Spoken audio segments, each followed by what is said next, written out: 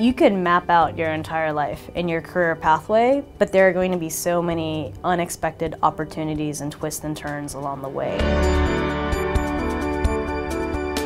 I have a broad vision of social justice and I want to advance my career in that. Whether that's becoming a program officer or whether it's becoming ultimately an executive director, I'm just open to anything, but I just want to feel good about what I'm doing. The people that I meet with, these emerging practitioners in philanthropy, have a genuine interest in thinking about how we solve big problems. I started as a teacher through Teach for America in Atlanta Public Schools and moved on to work at a foundation in Atlanta, going deep in investing in education reform in one of the most impoverished neighborhoods in the city of Atlanta. From that point on, I was willing to move across country, Lewis and Clark style, to Portland, Oregon, because of my relentless pursuit of education reform. And that is what matters most, that passion for education reform, because I'm staying true to self and true to the field of philanthropy and giving back. I've been in philanthropy for a while now, and what I have found is you establish a reputation at your company, and after about 5 years, you've probably maxed out on what that experience is. And if you want to move up in this field, it's best to move out. I was very lucky to have a great job that I loved in Indianapolis at the Lumina Foundation.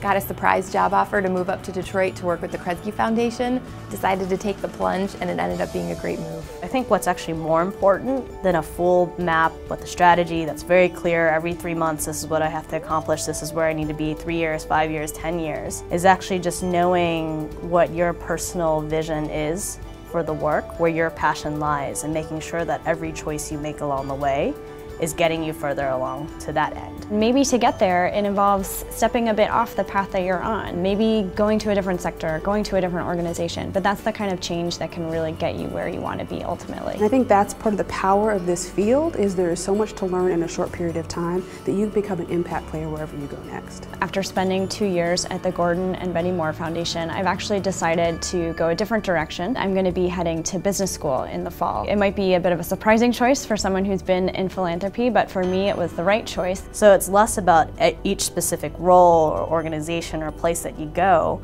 but that when you arrive there, you have a sense of why that's bringing you one step closer to your personal mission or vision. That's what's going to keep you energized and moving forward, and adaptive and flexible enough to jump into new opportunities as they come along the way.